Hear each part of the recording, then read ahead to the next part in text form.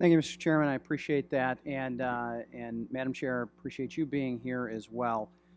Neither one of us were around this institution when Dodd-Frank came into effect, but we're both dealing with the echo effects of it, and I want to explore that a little bit.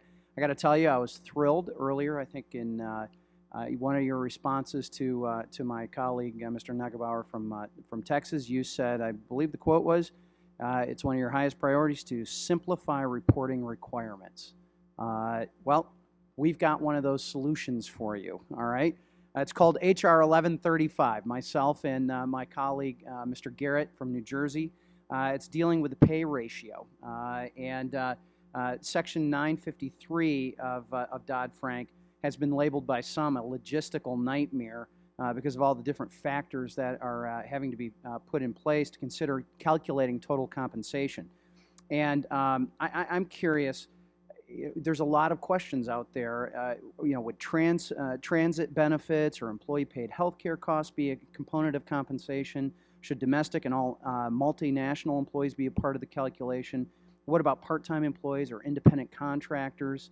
It seems to me it's a vague statute. If you would agree or disagree with that, and what factors do you believe must be considered to issue determining this calculation? Have you looked at that at all? I have looked at that, and again, there are others who feel very strongly that that needs to be done as quickly as possible. The complication with that is in the definition of total compensation, and under a specific definition of that, which applies when you're disclosing your top executives' compensation.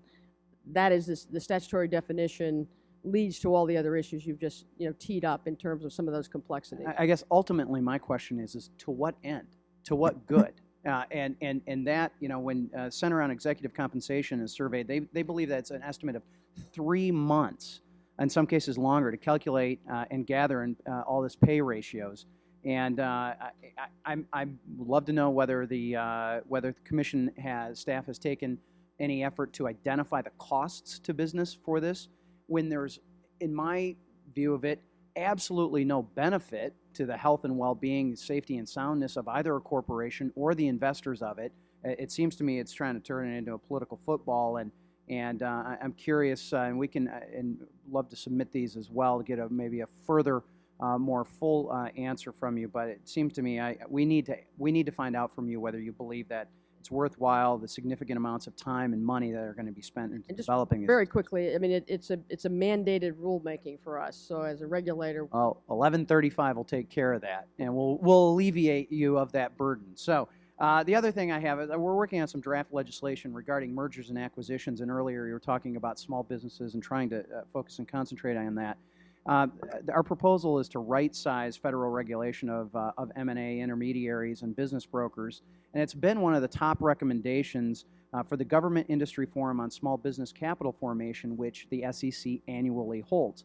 It's been a recommendation in 2005, 6, 7, 8, 9, 10, and 11.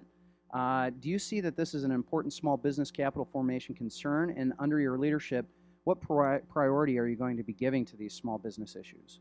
I certainly appreciate the concern of that issue, and I will give a very high priority to small business issues during my tenure. Okay, well, just to clarify, right now, presently, broker-dealer registration is a one-size-fits-all approach, and 90% of the requirements are totally irrelevant to a broker-dealer engaging in a limited capital-raising activities. I mean, this could be something as small as selling an LLC. Because it has membership shares and those kinds of things. And I will commit to reviewing that specifically. That's great, because I know staff has acknowledged that concern but has not addressed it yet, and I look forward to that. Finally, on brokers, I just wanted to echo my friend Mr. Meeks as well. It seems that the SEC and the DOL here are in a race, and one of those, in my opinion, shouldn't be in the race. It seems to me that we need to make sure that we're looking at that standard of care for retail accounts, especially when it's including those IRAs, and looking forward to an update from you on that. So those were my 3 issues. Other than the last 10 seconds I've got, we're talking budgets. According to my calculations, about $550 million of your budget goes to folks that make $100,000 or more on your staff. And I understand $100,000 in Washington, D.C. isn't the same as in Zeeland, Michigan, but you've got 85.75% of your employees making that $100,000 and more. I would love you to review that as well.